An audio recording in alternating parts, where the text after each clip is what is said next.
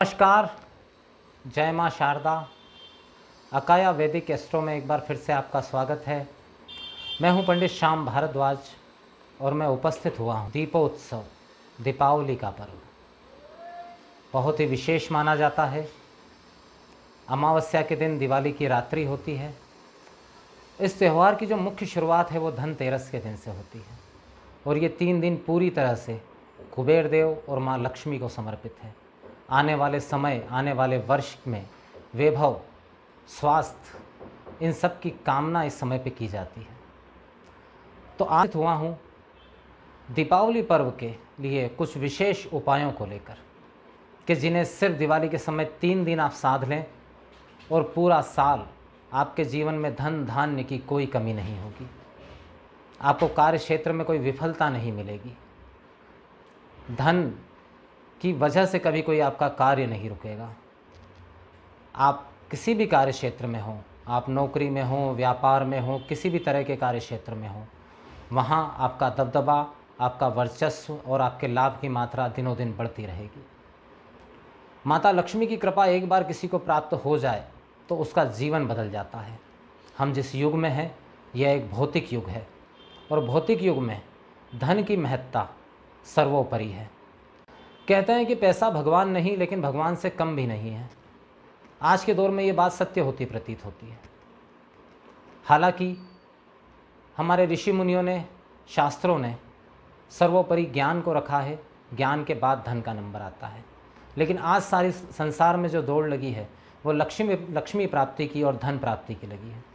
तो उसी से संबंधित कुछ विशेष उपाय मैं आज आपको बताने वाला हूँ।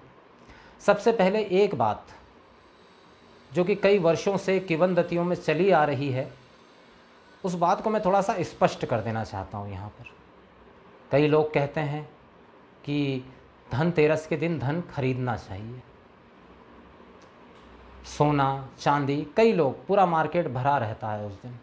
सुनारों के यहाँ जो है भीड़ लगी रहती है, लाइन लगी रहती है खरीदारों की। लेकिन असल में शास्त्रोक्त नीति से अगर देखा जाए तो ये दिन धन खरीदने का नहीं है।